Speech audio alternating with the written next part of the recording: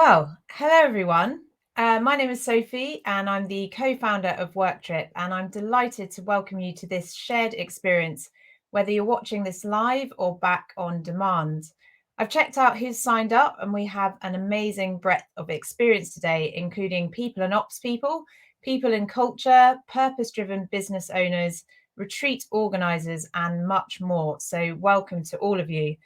And I can see some friendly faces in the crowd. So hello to Sally from WorkTripp, to Maria from Get Unlock, and to Lena from Go Running Tours. That's awesome to see you all here. So I'm going to spend a few minutes talking about the purpose and intention of this webinar series, and then we're going to get straight into it and find out a bit more about our guest speakers today. And I would encourage you also to comment wherever you're watching this live stream. So if it's on the WorkTripp LinkedIn page, do go ahead and add your questions or comments under the live stream. And in theory, we magically get those here and we will try and tackle or share as many of those as we can throughout the session. So why impactful offsites? So very quickly, my background is in B2B tech events and then educational technology. So convening and then online. And 7 years ago, I quit my job to launch something called the EdTech podcast. And I had the chance to live and work remotely for 7 years and interview really smart people about the future of work. And through this process, I understood the trend and how remote and online learning were incredible and democratizing, but that they presented a limit to recognizing us perhaps as social animals, wanting for human connection, peer-to-peer upskilling and adventure. So I started thinking about what if we could combine the best of online, all of the things that it affords us that we love, with this ability to meaningfully connect and sustain remote working teams in the longer term. And so I was thinking about helping teams gather with intention, supporting world-class connection through expert facilitators and coaches, as well as venues and nature and memorable experiences, and crucially, how to measure impact and put this back into the craft of each team. And so after all of these thoughts, I did the only logical thing and told my husband that I was starting a new business. I found an amazing co-founder who joined me from Blinkist, and then I set up these awesome webinars.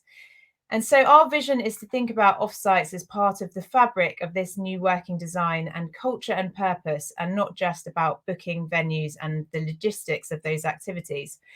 And so the idea of this webinar series is to bring people together who are passionate about this need to support distributed teams in this high impact way, to chat about their experiences and for us to help you connect and support one another.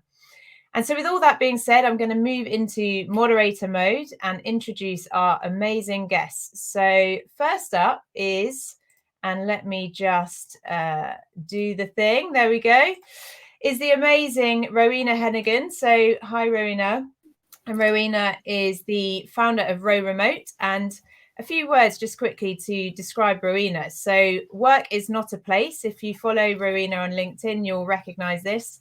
And this is Rowena's motto and her trending hashtag. So originally from Galway, Ireland, she is now based in Zaragoza, Spain, and regularly mixing remote work and travel with her location-independent family. And Rowena advocates for a life-work balance that way round, advised by her lived experience of moving countries due to her daughter's ill health, and using her wealth of personal experience in remote work to educate both companies and workers on skills for an effective and positive nomadic experience. So she delivers consultancy and training via her brand Row Remote. So welcome.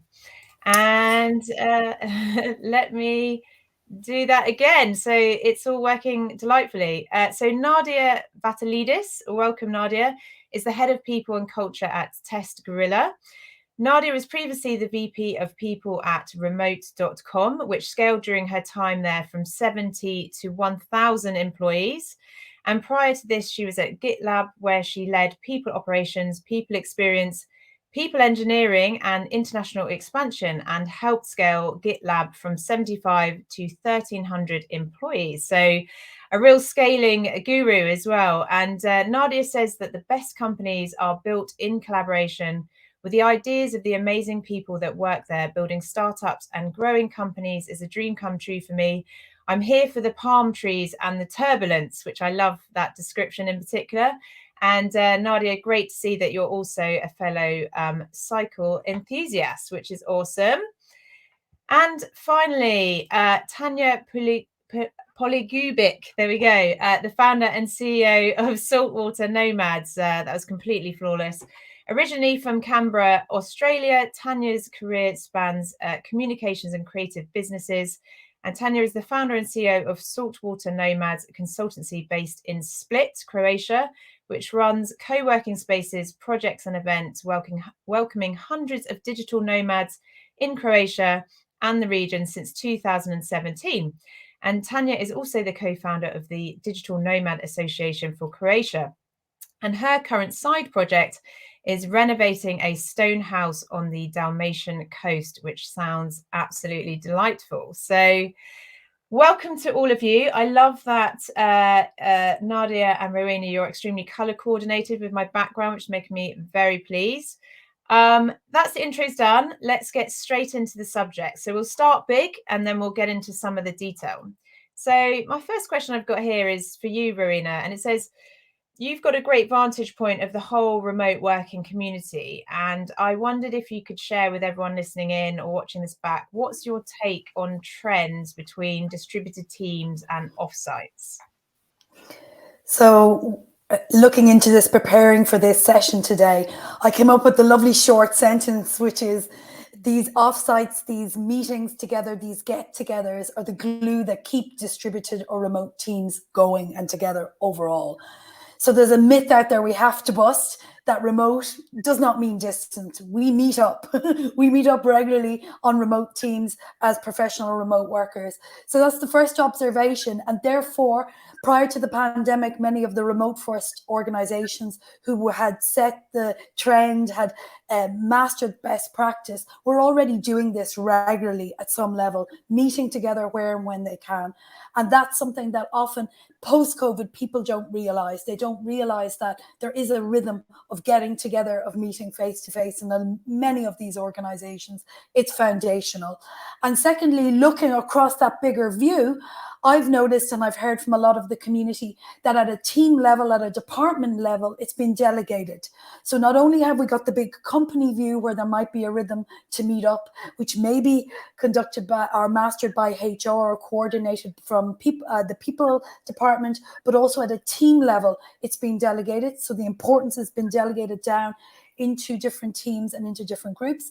So that's one observation. And secondly, that those teams and team leaders sometimes are also fighting for budget, Sophie, to get the financial support they need at a maybe higher level to facilitate those meetups. So that's my sort of observations to kick off today that I think help set the tone. Fantastic. Yeah, we're certainly seeing that team trend in terms of decision making and that becoming less centralized. But so I'm going to turn to you, Nadia. Thank you, Rowena. I've got here, you've worked for 9 years in distributed teams at GitLab, Remote, and now TestGorilla. And many of those teams have scaled rapidly with you at the helm in terms of people leadership. And I'm fascinated by how you have seen offsites evolve in terms of prioritization and delivery across those various companies and cultures, and as distributed teams has become more normalized during that time span as well. So I guess my kind of first sort of broad question is, how business critical do you think offsites are, in these organizations? Yeah, so I mean, I've attended offsites from 10 people right through to 1,000 people in New Orleans, which was an incredibly expensive location to visit, by the way, but super fun. I really think it's an investment into culture, and I think a lot of companies post COVID or during COVID started the business as usual trend, which was awful, and a lot of people had this experience of remote forced versus what I've experienced for 9 years and what you've experienced for a long time, Sophie and Rowena and Tanja as well, is that there is a world of remote first. There is a world where you don't have to work from home, but you can work from anywhere, etc. And so I do think companies forgot to budget things like the investment into culture by getting together. There is nothing quite meeting in real life. I think the number one competency or skill that it builds is empathy. meeting someone in person just creates a completely different understanding of that human element of someone that you're working with. At leadership level, I've even seen a different collaboration happen, a different compassion and empathy for each other's day-to-day challenges, work, projects, OKRs, whatever you're tracking, whatever goal you're working towards, right?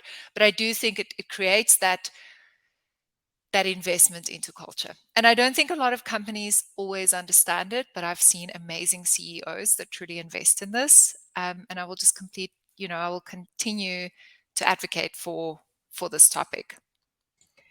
We had a really quick chat yesterday, and I found it really interesting when you sort of said, perhaps previously this activity, this element of work was the sort of preserve of the senior leadership team, but actually it's becoming a bit more of a, we talked about democratizing access to learning and engagement online, but like that it's also becoming something that runs through the companies now at every level.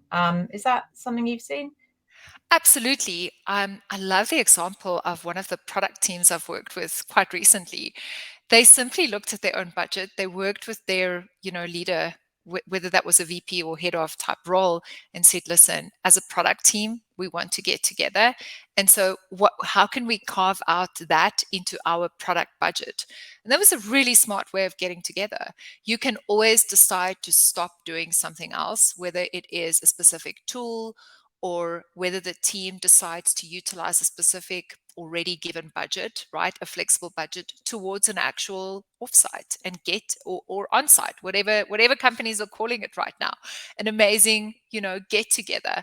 And so I think it's important that folks realize if you're not going to provide that opportunity for the company to get together, teams certainly are doing it.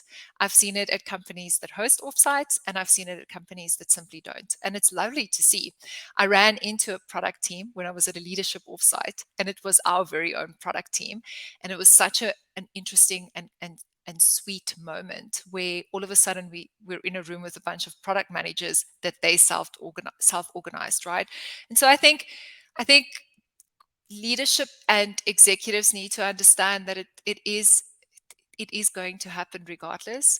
The intentionality of that's important, right? So providing the autonomy, providing the guidelines, providing the opportunity and the accessibility to those things are still critically important to me.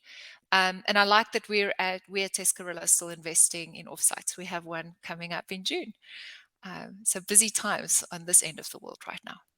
Fantastic. And I've definitely got a bunch more questions to you, which I'm going to come back to in a second. And actually just that comment about there's nothing quite like it. When I was at Running Remote, I had this moment, which was kind of like the parallel of, when you make a comment on LinkedIn and it can be edited and you can present yourself in a certain way. And then I think, and so we hear about our sectors also in that way, which is fantastic. But when you meet in person, you get all those back channel conversations. And I think for me, that's the sort of parallel as well. When you're getting people together, you get that kind of third dimension of what's going on, which can be quite handy. So Tanja, let's come to you. And are you in Split as we're talking today? Oh, I think you're on mute. There we go. Let's see if we can. There we go. Thanks. Yes, I'm in Split, and I just want to start off by saying congratulations on co-founding this, Sophie. I think that the need for impactful offsites and emphasizing this, we've mentioned that it's an essential part of connection, and so to really come at this with intentional design is terrific. So thank you for having me here. Oh, that is a wonderful thing. Thank you very much. And I'd love to kind of share your work as well, because I know you've been in this space for many years. And my question here, I've got you've helped locations stand out for teams looking to organize offsites. So I wondered, with that vantage point, what trends you're also seeing in terms of what you have found that teams are looking for. Certainly. So exactly that. Coming from the destination perspective, in our prep chat, we touched on slow travel and seasonality. And that is the thing that, if anyone's listening, I'd like people to take away from this, in that, if you are looking at the design, it's also about the time of year that you're going. And there's also benefits with this. You might have cheaper accommodations. I know in Croatia, the islands are cheaper in the shoulder seasons, even though it's still great weather. And so starting to think in that way, rather than just hotspots and, a hotel room or a hotel boardroom where you don't even see where you are. So incorporating your environs and what's available to you is certainly something that I think just benefits everyone, like the company financially. And also the other trend I'm seeing, if it's a large group, smaller teams, finding the time to meet and perhaps even coming earlier, staying later and taking advantage of monthly rental costs versus, 3 nights in a hotel might equate to a month in a villa for a group of people. Yeah, no, that's such a good point. And I know there's that, we're talking about impactful offsites. And, so for us, when we think about that, we're, thinking about the connection and building psychological safety and retention of talent. But there's also the other side that you mentioned yesterday, which is, actually having this positive impact when you're landing somewhere, when you're spending time with your team somewhere. And you talked about this incredible project you've got around olive trees at the moment. And I think I can give an equivalent where we are in the UK, but could you share a little bit about that and how you're seeing teams sort of work around the local environment as well as rather than just coming in and kind of going straight home again as well? Sure. So I think it's something that will be rising. I wouldn't say that it's mainstream or the first choice at the moment. I still see, the need for the pool and the cocktail bar. I think that's kind of paramount. Whereas, in speaking to Croatia and I guess other Mediterranean countries, you really have an abundance of things, whether it's a wine harvest or an olive harvest. So that's sort of September, October for both of those. So that's a good, if you are designing around that time, to factor that in. So this olive harvest is an annual event run by a very small island village that has very good olive oil. It wins a lot of awards. And so they decided to extend this opportunity. And so now that, from a digital nomad perspective, we're coming in, we're really seeing the opportunity here. There's this infrastructure that's here. There are trees laden with olives ready to be picked. So, it's a multi-generational, multi-skill level activity, vegan friendly. It's a really good example of something that's available to anyone, whether that's Croatia, Spain, Portugal, Greece. Yes.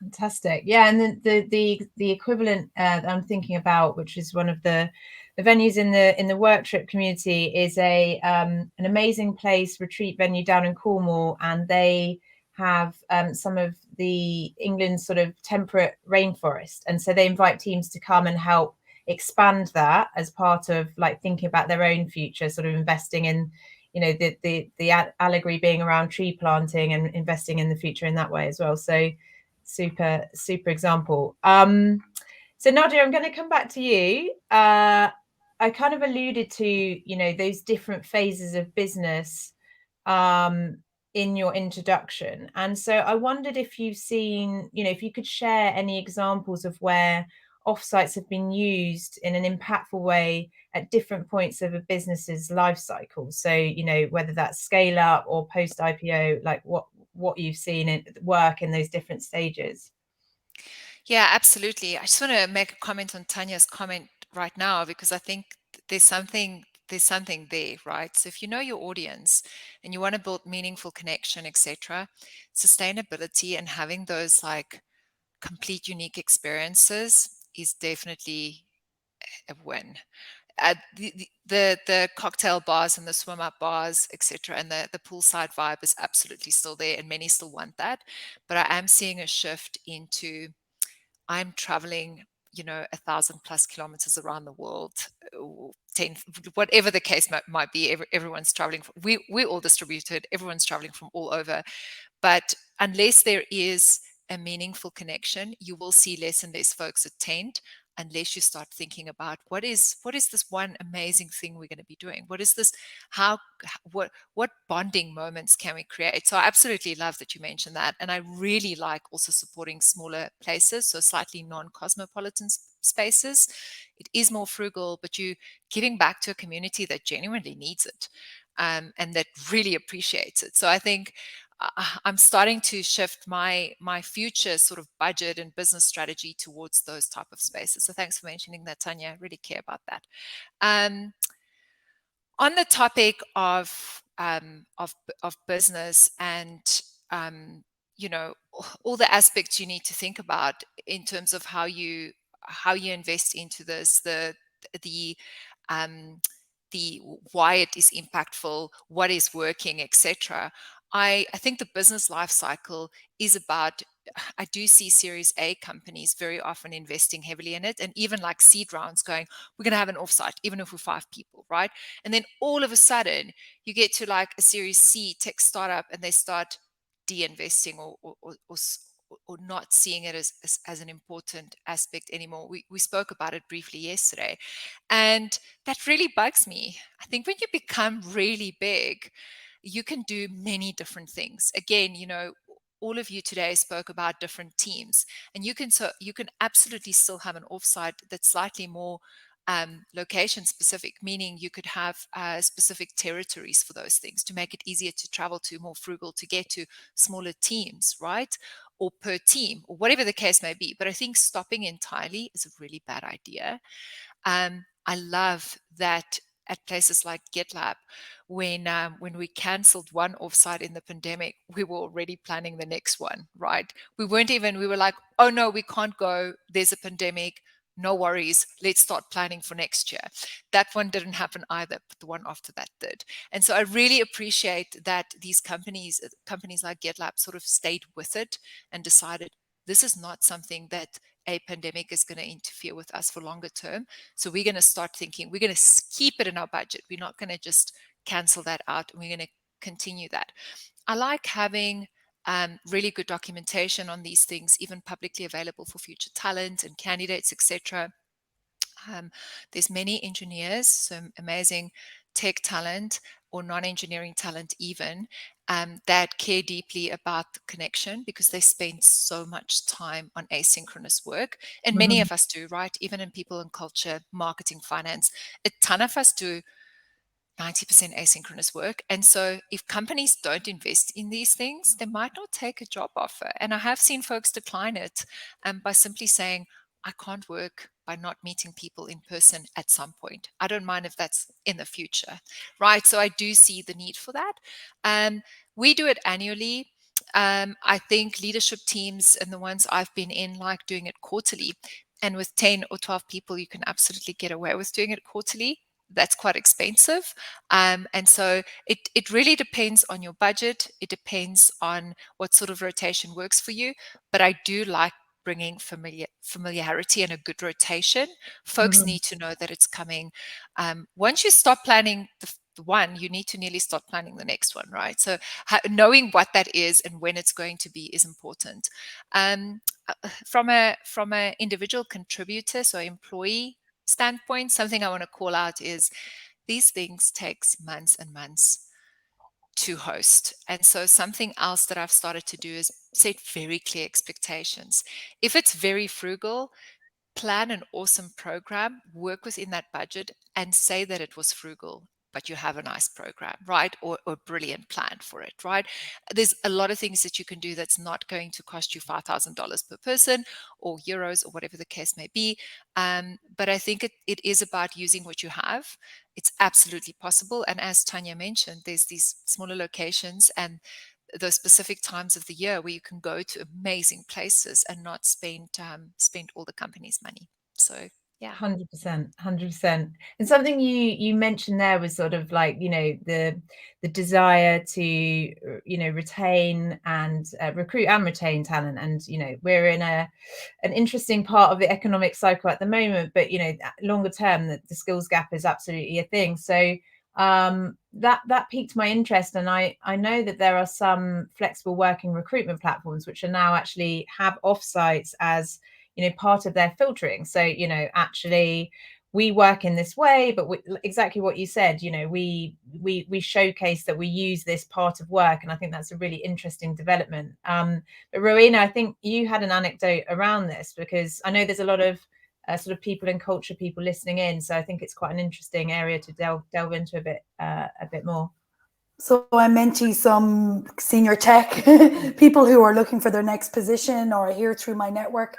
And this is one of the criteria on many of their lists. To Nadia's point, they're looking to know that offsites are there, that meeting in person is there, because not just from the perspective of the connection piece, because a lot of us are working a lot asynchronously. So that is one important point. But secondly, also from a career progression perspective too, to mix with peers from the teams. Also, I'll be honest, some of these people, given the stage of life, have families and they need to know its plans. So I do know one anecdote where the person who was a parent was also very surprised that there wasn't a rhythm in the company that they were interviewing with. There was no date set for the next quarter for any meetups, and that was a really important part of their decision to decline that or relinquish themselves from that process. So I really want people to listen that it's not just about that connection piece, asynchronous, it's also about career progression and networking. It's also about the social piece, the fun piece, because as we say, these are hardworking, top of their game professionals who also see the offsite as a chance maybe to travel, maybe to experience a little bit of downtime if they've from a busy background. So that was one of the things. I've heard a few anecdotes, and I think that's really, really important for the people to hear at the moment, that to Nadia's point as well, planning it, having a cycle, having it there no matter what. And then that's my carrot. Okay, there's the carrot for talent, retention and attraction. But I'm also going to use a stick because I have another anecdote that I've just recalled. And that's about just the question, if you don't provide it, what happens if those teams go off a little bit gung-ho themselves and do something, which I have heard of as well. Okay, and so to the point of having it organized, having the documentation, is there a little bit of a risk? What does it say about your culture? Of course, we'd never discourage people from just meeting up socially, but what if they feel a little bit of resentment or frustration that they're off having to do this, and then suddenly the next budget year you realize it's a good idea and you're adding it in? It just doesn't sit well, I don't think. So I have heard of a couple of stories like that as well, where people have needed that connection so much they've taken it in their own hands, Sophie, and just gone off and organized. So I think that's also a sad story to hear in a way too, because it can be frustrating for that individual contributor or that team to have to do that. Fantastic. Thank you for that. Sophie, I'd love to add here, now that Ro is talking about this, I love looking at a budget and finding money, like finding that cost. And so something that was very meaningful that we did before was to do a survey and ask people, do you prefer A, B, or C? Right? Is there a tool that you're using as a company-wide, that's got very low engagement, very low uptake? Is it costing 100 or 200K a year? Is it time to deprecate that, right? Or reduce the usage of that to only teams that need it? And all of a sudden you have 100 or 200K to spend on an offsite. So I do want to say, I love asking people, in order to have an offsite, is there anything that you would be willing to let go of? And it's so interesting, the feedback we've received on that. So for a people team, I think it's a great idea to actually ask the question, what would you be willing not to sacrifice, but that you're actually not interested in using whatsoever, in order to meet up together? So it's a great way to also find budget for a company-wide offsite. And I've done that a few times. Yeah, I know there was a session on offsites as well. Go back to running remote, because this is top of mind. It was a couple of weeks ago. And actually the panelists there, who are from a series of businesses that work in distributed teams, were sort of saying, actually, they'd rather cut other lines from the budget and preserve this because they felt that it was so important. So obviously I'm a bit biased on the subject, but that was great to hear.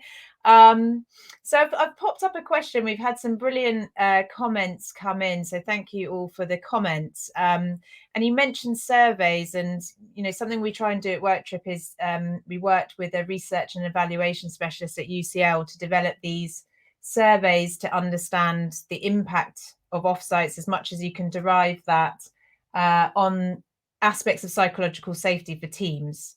So the point of that is getting to this. So, you know, one of the things we get excited about is that efficacy and impact. How do you measure, you know, getting people together? And sometimes it's that light end of connection, and that's really super important. And other times it's more business aligned.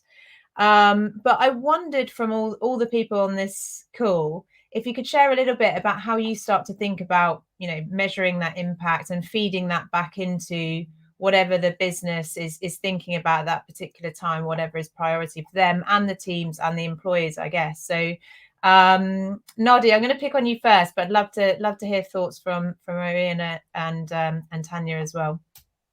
Yeah, it comes back to intentionality. Why are you having an offsite? What are those 3 things you're trying to achieve? Write them down and measure them. I also like creating a key result for people teams, right? Or the marketing team. Sometimes the marketing team has an events team that does both employer branding and company related branding and events. So it really depends who runs it. But I think measuring the actual success and outcome of how people felt at the event afterwards, and making space that there's a feedback loop that stays open for a little while after. Rowena actually taught me this. It's in the moment, people need time to process what they've just experienced. So leaving space for people to come back to you like a month after the event even, to say, I've got feedback for you. And if they don't know how to do so, they might not tell you, and you might never fix a really big frustration for like 50 people or 100 people. So I think that's important. But I do like having a key result and having those like 3 top. Our intentionality of this offsite is 1, 2, 3, and make sure you're able to measure the outcome of those 3 things. Fantastic. Rowena or Tanja, do you have any other additional thoughts on that subject? I'm going to jump in here because I think it also, having been at Running Remote, Sophie, with you, there's also a piece here that I've seen hosting offsites, being involved in these events, that people can be a bit overwhelmed, particularly when they're not meeting people regularly. So to that reminder from Nadia about keeping the feedback open, it sometimes resonates. It takes a good few weeks or a couple of months for those measurements to actually come through as people are having other conversations and having other activities and digesting. So to the point, the whole raison d'etre as well of WorkTripp and what you're building is keeping that rhythm the whole way throughout the year. If we can track it, if we can also not make the offsite this kind of boom and bust, that there's a little trickle the whole time. And I think then that feedback loop can be foundational there and keep happening and feeding to the next one again. So in terms of measuring that impact, I think it's really important to think, how are we looking at those in-person touch points throughout the year, and how are we keeping that feedback loop open, even if it's just a simple email box for anonymous or a survey that goes out and gets reminded a question on a regular survey that you may have. But I think that that's a really important thing to consider in this design as well. Fantastic, thank you. And exactly to follow on from those points with Rowena on feedback and Nadia on the regularity or the cycle from a destination point of view. So, you know, a venue might look at, hey, are these people returning or are others returning? How do we improve? So I think there's definitely ways. And just to add on, if people are, or teams are staying longer, you know, a destination might see, hey, these people came for this one thing and they're here keeping these restaurants open and things like that. So you can actually see it from that continuation element. So I'm quite interested to also hear your thoughts on, you know, I think there was one comment around proximity to different elements of the business and that kind of social learning that you can have as a result of that. And you know, you can construct incredible onboarding programs and things like that, but there is an element, perhaps an opportunity to kind of bring people together especially in those first stages of the business. And you know, part of that in this fast moving world is also upskilling people continually. So I wondered to what extent the offsites that you've seen, whether they do kind of play more that role around connection, or where they may evolve into an opportunity to, you know, whether that's coach new people into the business, or in that example of a scaling company where you've got lots of people coming in. So what's the kind of combination or relationship between that human connection part and upskilling. Very intrigued to see how that might evolve. I can answer that one with the real case example. And I know Chase won't mind too much that we're mentioning his name, because Chase Warrington has some amazing content out there on retreats. He's got the playbook. And speaking to him in Lisbon, actually, Sophie, there was an example to this, that they've gone to a cross-functional model on projects. And it was of the result of one of their offsites, where even in the social space, they were noticing more cross-collaboration happening between different teams. So they actually changed their fundamental organizational design as a remote first company subsequently. And they're looking at a more cross matrix model of projects, a little bit what I would call, from my tech background, PMO, with someone responsible for crossing over people. Nadia is smiling, in project management office, so that we don't have these silos of people working separately. And I remember Chase saying that had come from one of the offsites last year. It was an observation. And also, to add to that, it was very much an observation, not in the set work time, but in the time of social connection, where people were just doing some team building, some fun things, that there was some dots were joined, and people realized in teams that they could share knowledge, that they had skills that would work cross-functionally. So I can give that example as a real example that might help build out that part of the conversation. Wonderful, thank you. I've got a comment here as well, which sort of plays into this, which is, it's very easy, I think, to sort of work through our tasks remotely and stick in those silos. There are not just the reserve of online and remote working, of course, like you can have that problem in any type of business, but I think this is quite an interesting point. So yeah, more cross-pollination for the win. So I think listening in, I'm hearing there's more offsites happening. The frequency of them's going up. It's being delegated to teams. I'm curious to hear examples of where that's happened with a partner, whether it's happened DIY, like what the mix has been or experience. And Tanja, maybe you've seen like different versions of those teams land as well, and any comments on that approach, so either working with a partner or kind of doing things yourself. You mean within a team, or finding? I think in terms of designing and delivering an offsite, where you've seen teams do that with a partner or working with organizations, and where they've kind of done it in more of a DIY way. Sure. I just want to give a shout out to Slayman. I actually used to work with Slay, so he's tuning in from Australia. So g'day down there. He has a very holistic approach. So hey, Slay. Definitely. And I think it comes down to budget. So those points that Rowena and Nadia raised earlier on, like carving out those things. And, some teams don't have those internal functions, or they might have a natural within a team who kind of takes it on. So, and I think that will affect the success of it, if not. So creating resources like what you're creating with WorkTripp, is just time saving. You're really honing down, and people are going to be able to filter through and find what they need. So there's really been a mix of companies with huge budgets through to the DIYers and the self-driven teams, or leaders within those teams. I would say they're the ones who just champion it and create those experiences. Fantastic. So I have a question here. This is a bit of a hangover from my EdTech podcast days, which is, because I know that people always have these amazing links or podcasts or projects or whatever it is that you just constantly can't stop sharing with people. So, and I'm sure you've got like your most recent versions of that. So I've got here, I'm passionate about peer-to-peer learning and upskilling. And so I'd love for us all to share one or two people, projects, podcasts, or tools that you love for people considering distributed teams and offsites. So let's go round. Rowena, I'm going to come to you first. What are your things that you'd love to share? So I'm a big fan of Lisette Sutherland, The Art of Working Together from Anywhere, based out of the Netherlands. She's American, one of the best books I've read. And her website, Collaboration Superpowers, is my go-to for various reasons. Why? The content on there is fantastic.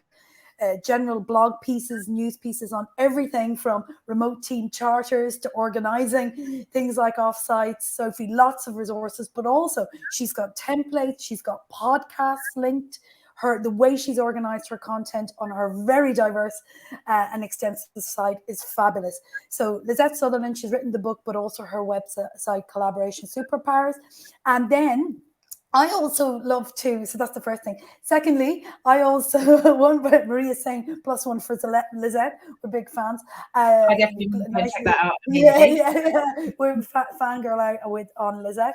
And then the other thing I wanted to add in, which might be a bit left to center, but maybe not, is that with my freelance remote team, we often talk about the music we like, Sophie. So playlists that you might share for your teams, the old Spotify thing, is something also that music is one of my key hacks. I was really tired last night, and hands up, I like my electronic music, and I got a playlist with a bit of techno on it. So to get me going, to get a piece of work finished. I see you laughing, but sometimes it's ambient beats, sometimes.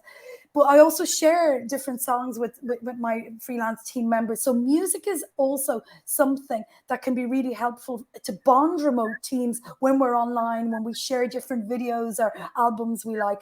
So I've given you a really kind of nerdy one, a website and reading, and I've also given you one where sound is really important, particularly for me as a remote worker. So they're my two things for people.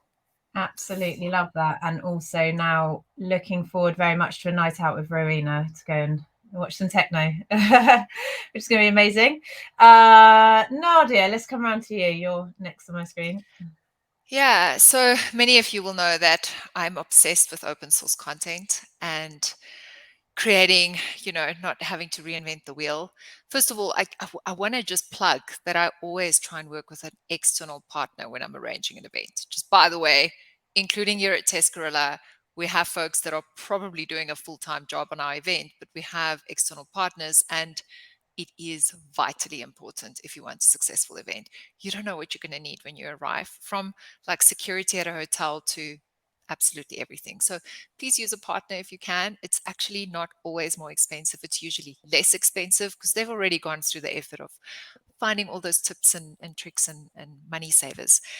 So talking about open source content, mine is actually both on open source. But Lars Schmidt, I'm in his community of Amplify. He wrote a book about redefining HR. So if you're looking for great modern people content, I mean, what an amazing human being. He wrote that book. I still use it day to day if I need to quickly think of something for a people program I'm building that I'm not thinking about, right? That my brain simply isn't leaning towards in that moment.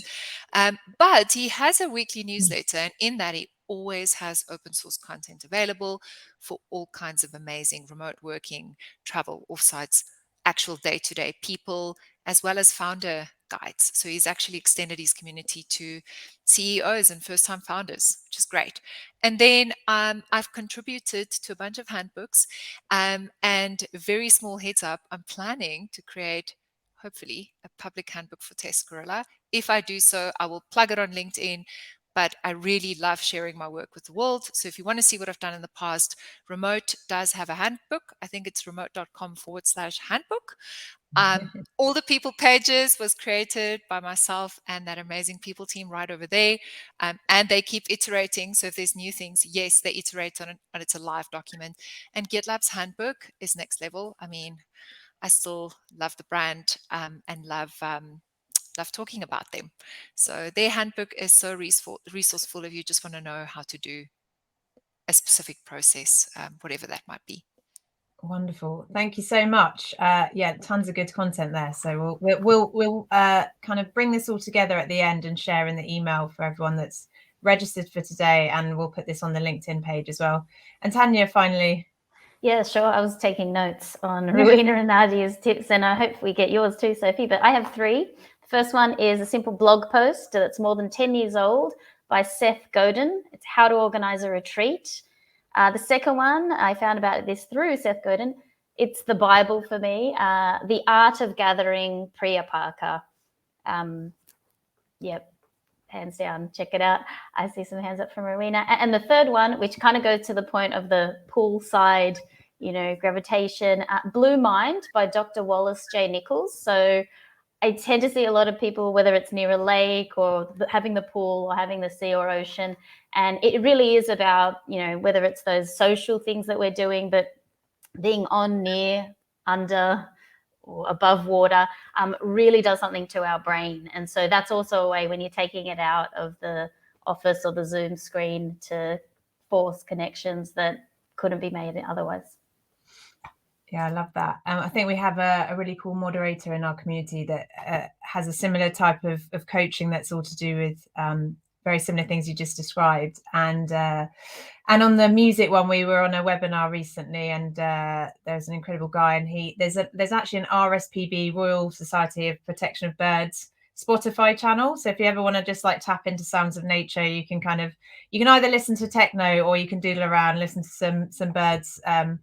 All brilliant stuff. And then on my side, well, first of all, I'm going to dig out my green jacket, which I bought from Vinted recently for the next webinar. And well, quick plug, we have another one of these webinars coming up on the 8th of June. So if you enjoyed this one, if you want to keep coming back and connecting with people, then we're going to have Q Hamarani, who was formerly at Airbnb and who announced the Airbnb work from anywhere policy, who's now at Paper, an edtech company based out of Canada, and Safety Wing, who many of you will know, and also the amazing Valentina Thorner. Yeah, fantastic group of people, and we'll keep digging in. Now we've done this top level one into different elements of offsites and impactful offsite design. We also have a sort of how to deliver a brilliant impactful offsite guide. So if you go to worktripp.com/worktrip secrets, that's with 2 P's, you can enjoy that. And yeah, I really enjoy, actually, just off the top of my head, because his newsletter came out this morning, Bruce Daisley's Eat, Sleep, Work, Repeat. He was a guest previously on the EdTech podcast, and really enjoy his musings, and quite funny because he's ex-Twitter, looking back on the evolution of that company, should we say. So yeah, if you enjoy culture and all things kind of how work is evolving, I find his content and his podcast really, really interesting. So that almost brings us to time. I'm going to put up one more question, but if no one answers that in the short term, what I'm going to do is actually we'll see if any comments come in. I'm going to allow everyone to have an extra 10 minutes back, which is always the gift of time. But thank you so much to all my amazing guests. Has anyone got any final points there? They're sort of thinking, oh, I should have said that kind of French expression of what you should have said in the when you walk away from a situation. Any final comments before we go? Or are you feeling fulfilled and like you've done yourself proud on the topics of impactful offsites? The only thing I would add is that, Chase, and I know in some of your content too, Sophie, you talk about that balance, that percentage balance of social versus work time during the offsites. And that was the only thing that I wanted to really flag. It's been mentioned and hinted at a few times, but I also see that, I think that it would be really good to make sure that, especially if you're a newbie, I mean, obviously if you have a rhythm, it might be different, but if you're new to doing offsites, if you're tuning in and you're planning your first one or the first one at a company for a while with the teams, it might be worth really putting the emphasis on that social piece at a higher percentage. And so that's one thing I wanted to mention. And obviously to track that and see how it changes, that can be part of your measurement, your feedback, that you're looking at that balance and asking a specific question to everyone. How did you find, would you have liked more social time, and doing a checkpoint on that as well. So that was the only thing I thought would help with my consultancy hat on that I wanted to add. Amazing. Any other final points? Yeah, I have one that I often come across. It's just a reminder that there is a cultural and social investment, and obviously at these offsites there will be a certain percentage of work, right? Folks in customer success roles, support roles, etc., needs to keep the lights on. That is freaking difficult, and hats off to those folks for still showing up, because they do. They really are there. They have a schedule, they have a rotation.